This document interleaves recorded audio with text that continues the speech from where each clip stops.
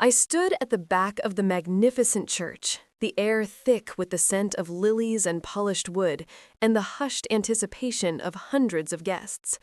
Sunlight, stained crimson and sapphire by the towering Gothic windows, painted the long aisle in a kaleidoscope of colors. My heart, a frantic hummingbird in my chest, swelled with a mixture of exhilaration and disbelief. This was it. The culmination of 5 grueling, hopeful years. 5 years since I, a young woman with a head full of dreams and a spirit forged in the vibrant heat of Nigeria, had first stepped onto foreign soil, chasing a future I believed was meant for me. My hands, usually so steady, trembled slightly as I clutched the extravagant bouquet of white roses and orchids. The music, a soaring rendition of Pachelbel's canon, began to swell, a majestic tide pulling me forward. This was my moment. But as I subtly checked the elegant diamond watch on my wrist, a cold dread, sharp and unwelcome, began to settle in my stomach. I was the bride, radiant in a bespoke gown of ivory silk and intricate lace, a vision of hope and commitment. I was supposed to be walking down that sun-drenched aisle to meet him, but he wasn't there yet. He was supposed to be waiting at the altar for me, his face etched with adoration, mirroring the fierce love I held for him. The seconds stretched into an eternity, each tick of the watch amplifying my unease. "Appa, is he ready?" I whispered, my voice barely audible above the music, to my father, Mr. Chukwudi. He stood beside me, resplendent in his traditional agbada, beaming with a pride that transcended continents. His eyes, usually so sharp and discerning, were misty with joy, completely oblivious to the tremor in my voice. Why is he taking so long? Stop. Something is wrong. It was a warning, a primal instinct that bypassed logic and hammered at the core of my being. Just then, the grand, heavy church doors, carved with ancient Korean symbols, opened slightly, creating a sliver of blinding white light.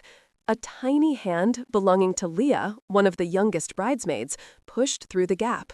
She was a vision in her miniature white dress, a garland of flowers in her hair, but her usually cheerful face was pale with terror, her wide eyes darting around like a trapped bird.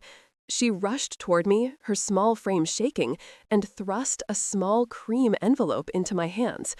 A man gave it to me," she whispered, her voice barely a squeak, her gaze fixed on something unseen beyond the doors. "Just moments before the doors opened." My heart hammered against my ribs. "Appa, wait a second," I said, my voice sounding distant, even to myself. My hands, which had been perfectly steady moments ago, holding my dreams in their grasp, began to shake uncontrollably as I tore at the thick paper. Inside, multiple glossy photographs, stark and cruelly clear, spilled out onto the rich carpet, scattering like fallen petals. The night before our wedding. 5 years. 5 years of my life poured into this man, this future. I had left the familiar comforts of my home in Africa, traveled halfway across the world to London, met him, fallen head over heels with his charming smile and ambitious spirit. Then I had followed him, without a moment's hesitation, all the way to South Korea, a land of ancient traditions and bustling modernity, so different from everything I knew. For 5 years, I had worked 2 strenuous jobs, cleaning offices by day, waiting tables by night, while attending school to earn my degree. I was determined, fiercely so, to build a stable, prosperous future for us, a testament to our love, a foundation for our family. And now, this selfish, disgusting face, contorted in pleasure with another woman, was what I had earned. This was my reward. For unwavering loyalty, for relentless effort, for boundless love. I closed my eyes, the vibrant stained glass light behind my eyelids morphing into a swirling vortex of pain and betrayal. I took one long, deep breath, tasting the metallic tang of rage. No, I wouldn't accept this. Not after everything. I had fire in my veins, a resilience that had carried me through far tougher battles. I had a backbone, strong and unyielding. I was going to show him, right here, right now, exactly who he had tried to humiliate. I would not shrink, I would not break. "I'm ready, Appa," I said, my voice dangerously calm, a chilling contrast to the tempest raging within me. My father, wiping a tear of joy from his eye, seemed not to notice the razor's edge in my tone. He simply nodded, his smile unwavering, and gently took my arm. We walked in. The music swelled, filling the cavernous space, but all I could focus on was his face at the altar. Jaehin. He stood there, handsome and impeccably dressed, a smirk playing on his lips, his eyes scanning the crowd with that same smug, predatory smile that had once captivated me. He was oblivious, completely unaware of the inferno I carried within. I looked at that face, the face of my betrayer, and thought, right, I'm going to give you everything you deserve, and then some. The walk felt endless, each step a deliberate act of will. The whispers of the guests, the flash of cameras, the sheer weight of expectation, all faded into a dull hum. My focus was solely on Jaehin, his smugness a beacon for my wrath. I reached the altar, the final destination of my shattered dreams. My father, his hand warm and reassuring, placed my outstretched hand forward, a symbolic offering. But just as Jaehin, his eyes gleaming with a possessive pride that turned my stomach, reached for it, I snatched it back with a force that surprised even myself. The music, as if a conductor had suddenly lost his nerve, faded into an agonizing silence. A collective gasp rippled through the church, a wave of confusion and shock. "I think you have something to say, Jaehin," I said, my voice ringing clearly, cutting through the stunned silence like a diamond on glass. It was not loud, but it carried an undeniable authority, vibrating with a controlled fury. He chuckled nervously, a weak, pathetic sound, trying to regain control of the situation, to dismiss me as a hysterical bride. "Darling, you're just nervous. It's a big day. Calm down, my love. Let's begin." He reached for my hand again, but I recoiled as if burned. "Don't calm me down. I am very calm," I corrected him, my eyes blazing with an intensity that dared him to challenge me. "You have something to tell me, I'm sure." When he stammered, his carefully constructed composure beginning to crack, claiming he didn't know what I was talking about, I reached into the folds of my gown. My fingers closed around the cream envelope, now a symbol of my undoing and my rebirth. I pulled out the photographs, the glossy evidence of his treachery, and with all the frustration, the pain, the wasted love of the last 5 years powering my arm, I flung them at his face. They fluttered down onto the pristine white altar, a beautiful, horrifying confetti of betrayal, scattering at his feet like discarded promises. "There," I declared, my voice rising, echoing through the stunned silence of the church. It was not loud, but it carried an undeniable authority, vibrating with a controlled fury. He chuckled nervously, a weak, pathetic sound, trying to regain control of the situation, to dismiss me as a hysterical bride. "Darling, you're just nervous. It's a big day. Calm down, my love. Let's begin." He reached for my hand again, but I recoiled as if burned. "Don't calm me down. I am very calm," I corrected him, my eyes blazing with an intensity that dared him to challenge me. "You have something to tell me, I'm sure." When he stammered, his carefully constructed composure beginning to crack, claiming he didn't know what I was talking about, I reached into the folds of my gown. My fingers closed around the cream envelope, now a symbol of my undoing and my rebirth. I pulled out the photographs, the glossy evidence of his treachery, and with all the frustration, the pain, the wasted love of the last 5 years powering my arm, I flung them at his face. They fluttered down onto the pristine white altar, a beautiful, horrifying confetti of betrayal, scattering at his feet like discarded promises. "There," I declared, my voice rising, echoing through the stunned silence of the church. "I am not marrying a cheater like you.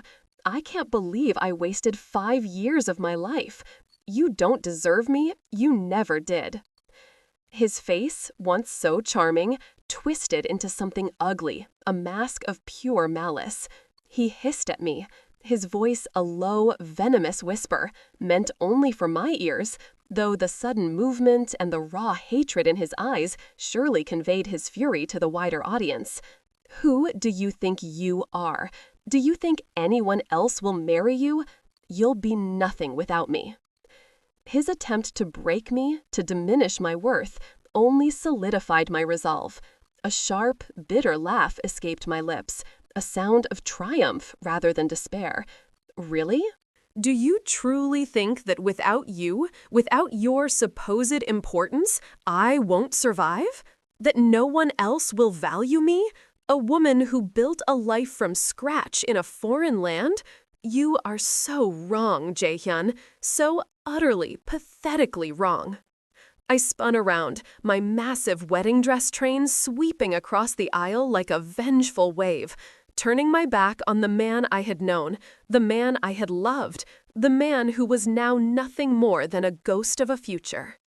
I scanned the room, the air thick with frantic whispers, gasps of shock, and the insistent clicks of phones being raised to capture the unfolding drama. But I didn't care. The loser at the altar had just told me I was unmarriageable, that my value was intrinsically tied to him. I wanted to show him right then and there that he was utterly replaceable. Not just replaceable, but easily replaceable. I decided to take a chance on a stranger. Being with someone for 5 years had shown me that you never really know them, not truly, not to their core. So I would gamble on the unknown. Perhaps the unknown held more honesty than the familiar. My eyes fell on a man who had just walked in, perhaps late, or perhaps just arriving for the reception. He stood near the back, an island of calm in the ocean of my wedding disaster. He was sharply dressed in a dark suit, impeccably composed, his posture radiating a quiet confidence. His features were chiseled, almost sculptural, and he possessed an undeniable, striking handsomeness. He was a stark contrast to the chaos, a pillar of serene strength. I walked directly towards him, my train swirling around my ankles with each determined step, the rustle of silk the only sound I seemed to hear. I stopped just inches away, close enough to feel the subtle warmth radiating from his body, close enough to see the flicker of surprise in his dark, intelligent eyes. "Hello," I started, breathing quickly, the adrenaline still coursing through my veins. "You don't know me, but today was supposed to be my wedding day.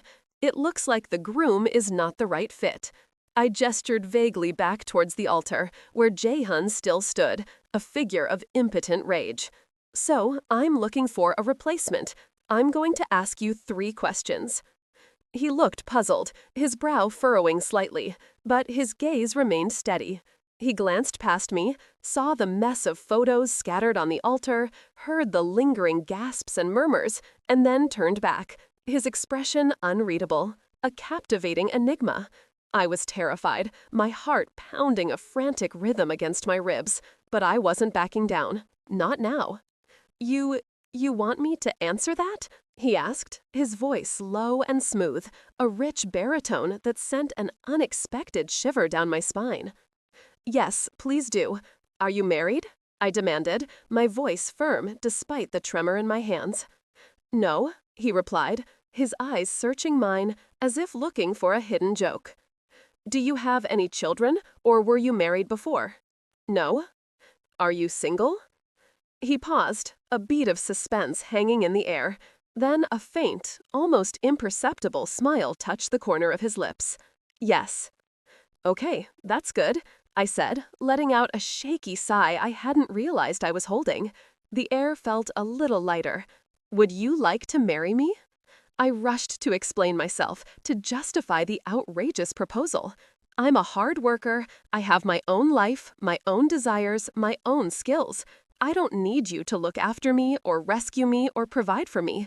What I need is someone who can respect me, truly respect me for who I am and what I aspire to be. Can you do that? He looked at me, really looked at me, his gaze deep and penetrating, taking in my disheveled hair, my defiant stance, the lingering tears in his eyes, and the fire that still burned there. I thought, oh God, he's going to say no. This was a foolish, impulsive mistake. Then he smiled, a genuine, warm smile that reached his eyes, crinkling the corners.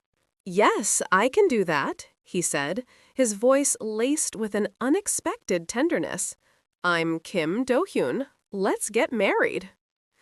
Just as he offered his hand, Jae-hyun, having finally processed the audacity of my actions, came charging toward us, a furious roar tearing from his throat, his face contorted with rage. Do-hyun didn't flinch. He simply raised his free hand in a decisive, commanding gesture, a subtle yet powerful movement that conveyed absolute authority. Jae-hyun, surprisingly, froze in his tracks, as if hitting an invisible wall, his mouth agape. I placed my hand into Do-hyun. His grip was gentle yet strong, firm and reassuring, a stark contrast to the rough, possessive touch I had grown accustomed to. A wave of calm washed over me, a feeling of safety in the eye of the storm. "Appa, tell the priest," I said, my voice ringing with triumph, my gaze fixed on my new, unexpected groom. "I'm ready to get married now." We were married. It was a whirlwind, a blur of disbelief and defiant joy. The priest, a kind, bewildered man, recovered admirably, guided by my father's calm insistence and Do-hyun's quiet authority. When he asked for the rings, we had none. I had bought the rings for my first wedding, for Jae-hyun, and I refused to even look at them, let alone use them. But Do-hyun, my new husband, calmly pulled a small, elegant silver ring from his pinky finger, a simple band with a subtle engraving. "If you don't mind," he whispered, his eyes meeting mine, a promise in their depths, as he slid it onto my finger. It was slightly too big, but it felt right. "This will do for now. We will replace it with something truly special when the time is right." When the priest, a nervous tremor in his voice, said, "You may kiss the bride," I was nervous, my heart fluttering. I expected a formal, chaste kiss on the forehead, a polite acknowledgement of our absurd union. Instead, he grabbed me, one gentle but firm hand around my waist, pulling me close, the other cradling my cheek, his thumb tracing the curve of my jaw. I trembled at the unexpected intensity of his grip, the sudden proximity. "Once we kiss, you do know that we are officially married," he whispered, his voice a low rumble, his eyes locked on mine, a challenge and a question in their depths. There was a profound seriousness in his gaze, an understanding of the gravity of the moment that transcended the chaotic circumstances. He leaned in. The kiss was not gentle, not a tentative brush of lips. It was a proper, profound kiss, deep and consuming, a declaration. It left me utterly dazed, my mind reeling, until the priest's voice, now much clearer, pronounced us husband and wife.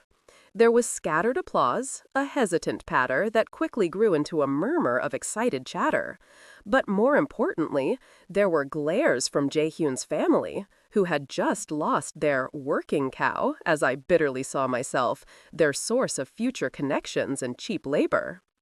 Do-hyun led me out, his hand still firmly, reassuringly holding mine. We had a reception. I don't know who he spoke to or what magic he wielded, but the original venue, likely still reeling from the earlier drama, was quickly replaced. A beautiful, albeit chaotic, celebration was arranged, seemingly out of thin air. All I knew was that he had whispered his name to me before the kiss, and now he was leading me into a future I couldn't have possibly imagined. At the reception, everything was a whirlwind of emotions. My family, a vibrant tapestry of Nigerian tradition and modern sensibilities, was in a state of joyous panic. Aunties clapped and sang, while my mother, still tearful, kept asking, "Do you know what you've done? Who did you marry?" "The whole point is that loser said no one else would marry me," I insisted, a defiant glint in my eye as I scanned the room for any sign of Jae-hyun's lingering presence. I wanted to show him he could be replaced, and he has been. Do-hyun seems decent. Decent felt like a massive understatement, but I wasn't ready to admit the profound impact he'd already had. As the reception ended, the last of the guests departing, I turned to my stranger husband. "Thank you very much for agreeing to marry me," I said, a genuine gratitude in my voice. "I really appreciate it. Why don't we talk about everything tomorrow? If you can give me your details, here are mine. I'm going now." I began to gather my things, ready to call a taxi. He looked at me, utterly confused, a slight frown creasing his brow. "You're going to leave?" "Yes," I said, as if it were the most obvious thing in the world. "You're walking out on your husband on your wedding day?" His voice was calm, but there was an underlying incredulity. "I don't know what you're talking about," I replied, genuinely thinking he was crazy. We were strangers, after all. He shook his head, a faint, exasperated smile playing on his lips. "I think the next step is for us to go home. My family is expecting a bride." I was shocked. "I can't go with you. You're a stranger. We just met." The reality of the situation, the sheer audacity of my impulsive act, suddenly hit me with full force. "We're married, and my family is expecting a bride," he stated simply, his gaze unwavering. "If you're scared, bring someone with you. They can stay until you settle." My auntie, a formidable woman very rooted in African tradition and common sense, stepped forward, her eyes twinkling. "You have to go. He is your husband. You married him. We will take his details, make sure he is respectable. He looks decent. Go with him." The collective nod of my family, their unwavering support, despite the bizarre circumstances, sealed my fate. I couldn't believe they were sending me off with a complete stranger into an unknown future, but I was determined to see this to the end. I decided to take my cousin Bola with me, a fierce and loyal protector who would ensure my safety. Soaring high ceilings, expansive glass walls that blurred the lines between indoors and out, and a beautiful, serene courtyard garden visible through the glass. "Welcome, madame. Welcome, young master." I had only ever seen such a display in movies, never imagined experiencing it myself. We were led inside, past the grove of bowing servants, through a grand entrance hall that felt more like a museum than a home. The housekeeper, a stern but kind woman, told us that the madame and the chairman, his parents, were waiting in the study. I told my cousin to wait, my eyes wide as saucers, as I struggled with the massive, intricate train of my wedding dress, which felt suddenly heavy and cumbersome. Do-hyun, sensing my difficulty, immediately came up behind me. Without a word, he gently gathered the heavy fabric, lifting it with surprising care, his fingers brushing lightly against my back. As he walked beside me, helping with my dress, allowing me to navigate the unfamiliar grandeur, I looked at him, truly looked at him, and thought, okay, this is weird, this is insane, but he's kind, unbelievably kind. We walked into the study, a room filled with rich wood, leather-bound books, and an air of quiet authority. We met his elderly parents. I knew enough Korean to bow deeply and introduce myself, my voice a little shaky. The mother, Madam Kim, a formidable woman with sharp, intelligent eyes, got up, leaning on her elegant walking stick. She looked at him, then at me, her gaze piercing. "Mom, this is my wife," Do-hyun introduced me, his voice calm and steady, his hand resting lightly on the small of my back, a gesture that was both possessive and reassuring. She didn't say much, only offered a small, almost imperceptible nod, then gently tapped my hand with her walking stick, a gesture that felt both welcoming and assessing. The chairman, his fogger, a man of quiet power, offered a gentle hello and a slight bow of his head. Then the madam called the housekeeper. "Take her up to her room. Show her where she will be staying." I turned to Do-hyun, bewildered. my mind still trying to process the surreal events of the day. He simply nodded, a silent command for me to follow. I was shown to a master suite, a room larger than my entire London apartment. My cousin was shown to another equally lavish room down the hall. The room I was in, the housekeeper informed me, was the young master's room. "Why are you bringing me here?" I asked, my voice a whisper, my gaze sweeping over the vast, luxurious space, the king-sized bed, the elegant furniture. "Madam, this is where you will be staying," she replied, her tone leaving no room for argument. I sat on the edge of the massive bed, too confused, too overwhelmed to even consider the plush sofa. I paced. Do-hyun soon walked in, his suit jacket now removed, his tie loosened. "Oh, you still haven't settled yet? Didn't the housekeeper arrange a bath and fresh clothes for you?" he asked, his voice calm, almost amused. "She did, but I don't know what's going on. Why am I in your room?" I demanded, the panic rising in my throat. "You've been wearing that dress for hours. You must be exhausted. Get fresh. I've arranged for dinner to be brought up. Everything else we'll talk about tomorrow," he said, dismissing my panic with a wave of his hand, his practicality overriding my emotional distress. I was trying to fidget with the complex laces and tiny buttons of the wedding gown, but it was too much for me, a tangled mess of silk and satin. Do-hyun came gently behind me and, without a word, his fingers, surprisingly adept, started unlacing the back of the dress. The heat radiating from his body was intense, a palpable warmth that made my skin tingle. I was terribly embarrassed, my cheeks flushing, but I desperately needed the help. His touch was impersonal, efficient, yet undeniably gentle. Once he managed it, the dress loosening and falling away, I rushed into the opulent bathroom, with its marble and glass, and quickly got fresh, scrubbing away the grime and the emotional residue of the day. When I came back out, wrapped in a fluffy bathrobe, dinner was ready, laid out on a small table by the window. We ate in awkward, complete silence, the clinking of cutlery the only sound, the air thick with unspoken questions and a strange burgeoning awareness. Then came the time for bed. The silence was agonizing, pregnant with unspoken expectations. I went to the massive bed, which could probably sleep 5 people, grabbed a pillow, and headed for the plush sofa. "Why would you lie on the sofa?" he asked, his voice soft, breaking the heavy silence. "Because I really don't know you," I replied honestly, my voice barely a whisper. "I can't sleep in the same bed as you, not yet." "I will take the sofa," he offered, already moving towards it. "No, no, no, I'm the guest. I will take it," I insisted, feeling a surge of politeness despite the absurdity of the situation.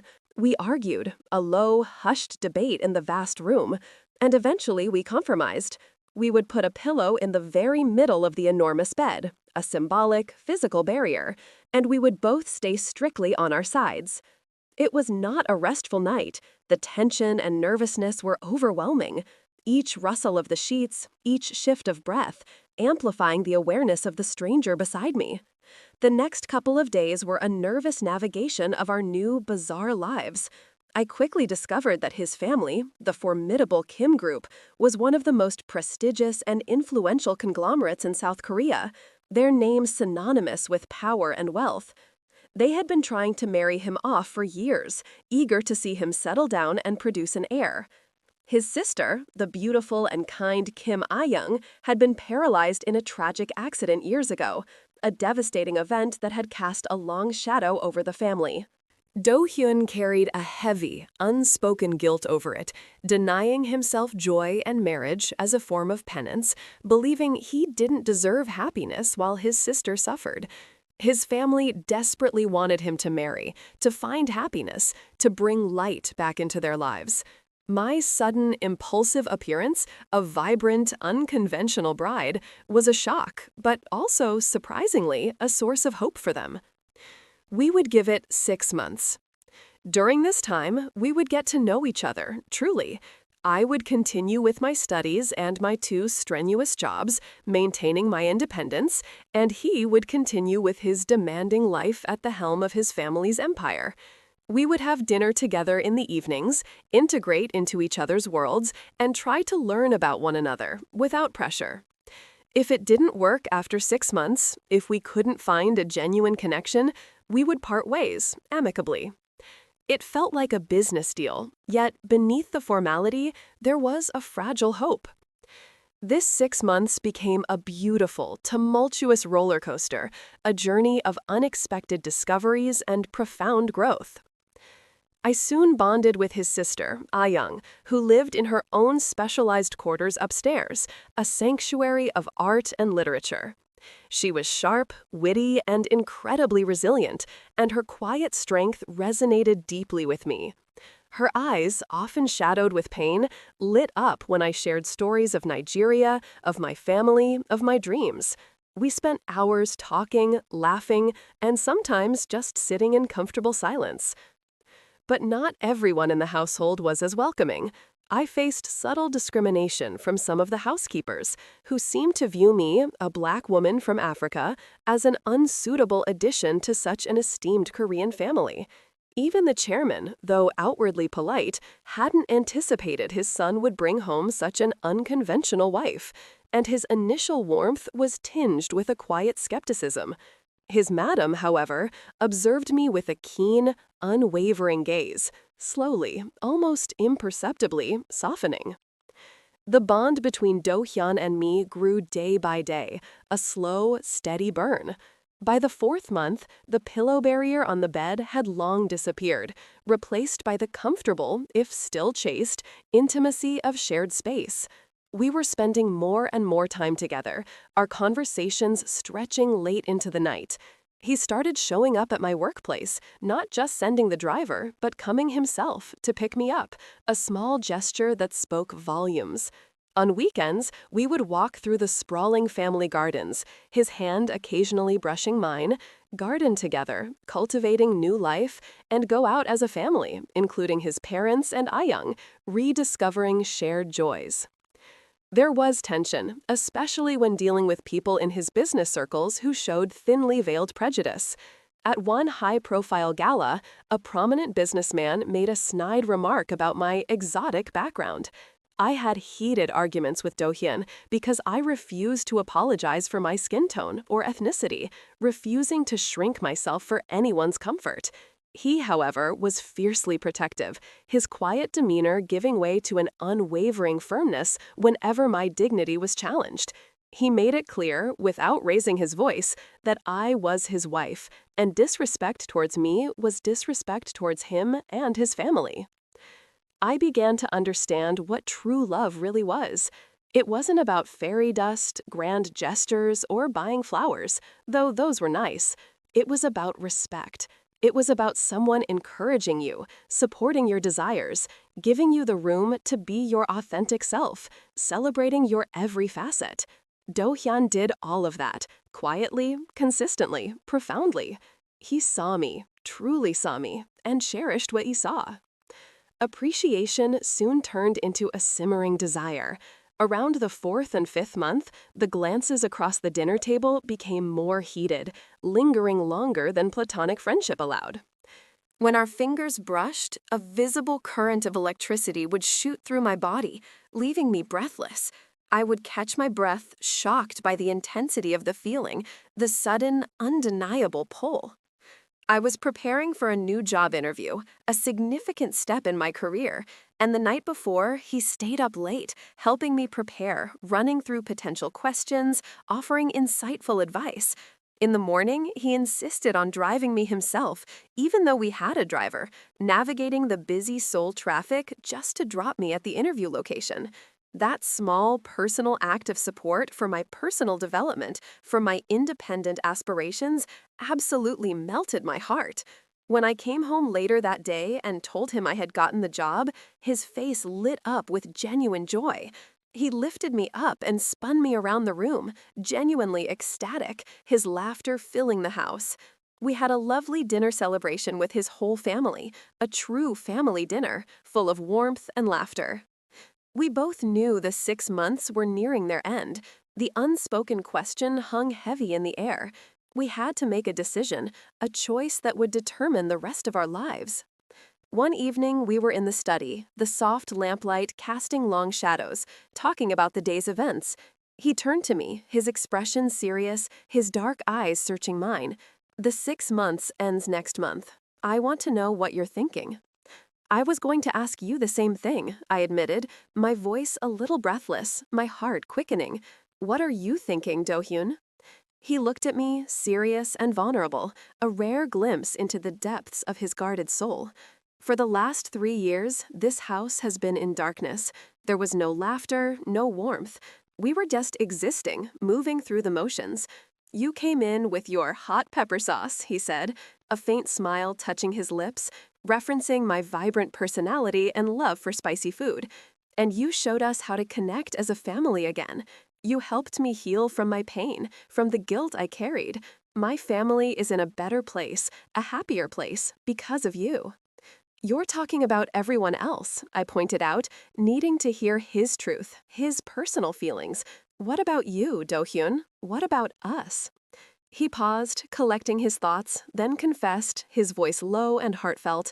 For me, when I'm at work, no matter how demanding or stressful the day, I'm excited when I come home because I know you're there.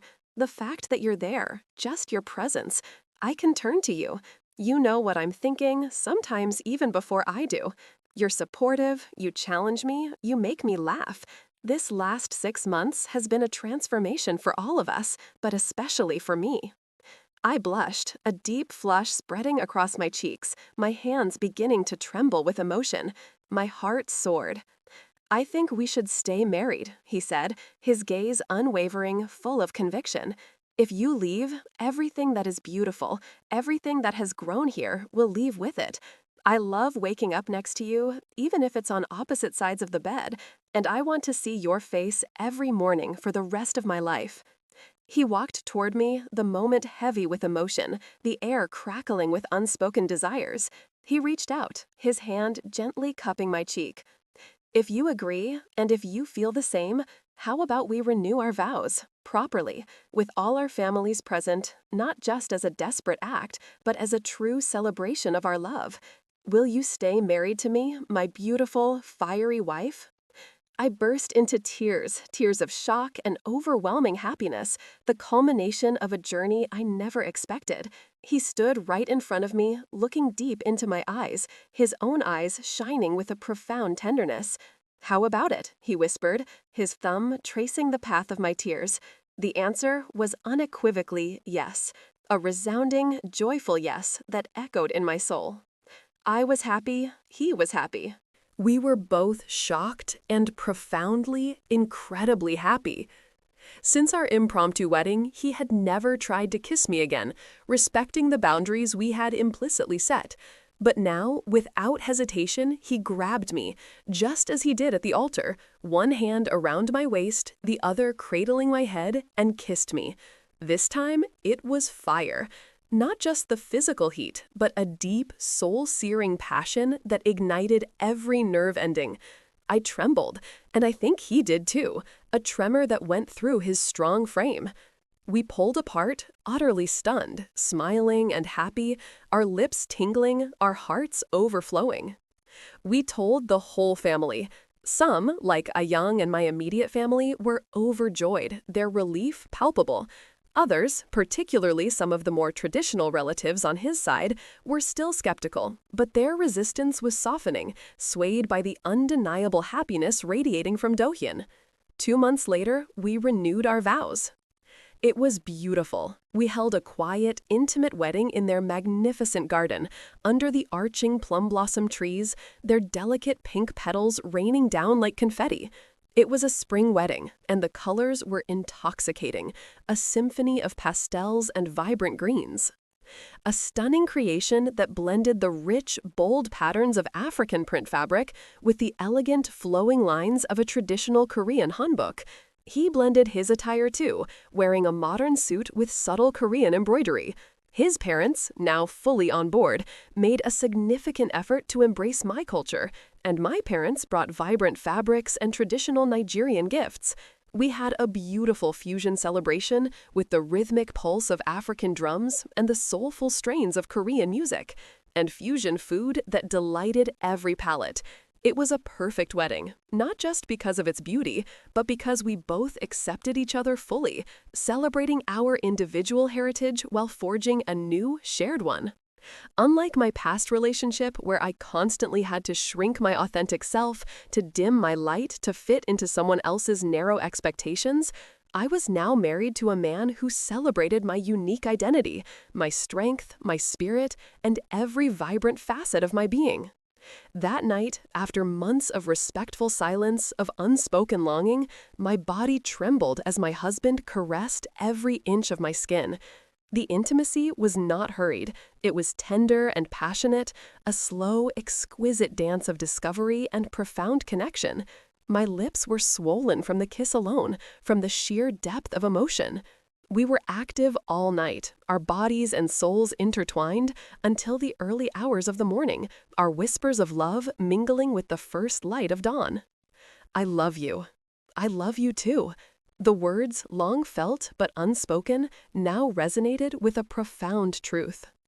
I had truly gone a full 360-degree circle to find the love that was meant for me. I trusted my instinct, that visceral scream that told me to stop. I was patient, allowing a relationship to unfold naturally, without pressure. And most importantly, I valued myself, my worth, my dignity.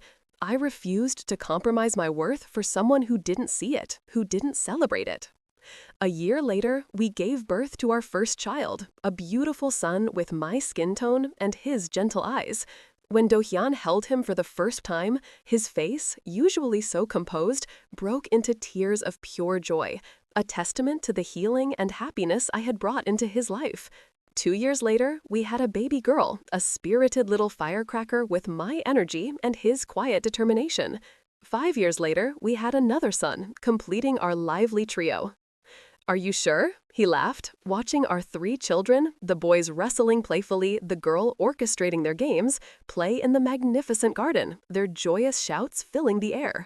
I went for the 3rd son, grabbing him in a hug. Enough, no more children for me, please, I declared, playfully exasperated. 100%? I think we've got more than enough, he agreed, pulling me close, his arm around my waist. He kissed me, a soft, lingering kiss, then looked into my eyes, his gaze full of profound love. From the minute you said, "Are you married?" and then, "Would you marry me?" from that moment on, I loved you. I just didn't know it yet. I looked at him, my heart full to bursting, tears welling in my eyes, not of sadness, but of an overwhelming, grateful joy. Thank you, and thank you, my love. We watched our children play, their laughter echoing through the garden, surrounded by the grandparents, his now vibrant sister, and even my cousin Bola, who had become a beloved fixture in our extended, bustling household. We had built a beautiful, perfectly imperfect fusion family, rooted in unexpected beginnings, but bound by unwavering love and respect. If you are in a relationship and something feels wrong, investigate. Listen to that visceral voice inside you. If you are being misused or disrespected, if your light is being dimmed, you must leave. Your worth and value are paramount, non-negotiable. We all deserve to be loved and respected, cherished for our authentic selves, and we should never shy away from who we truly are for someone who doesn't celebrate us. Sometimes, the greatest leap of faith is in yourself and in the possibility of an unknown, more beautiful future.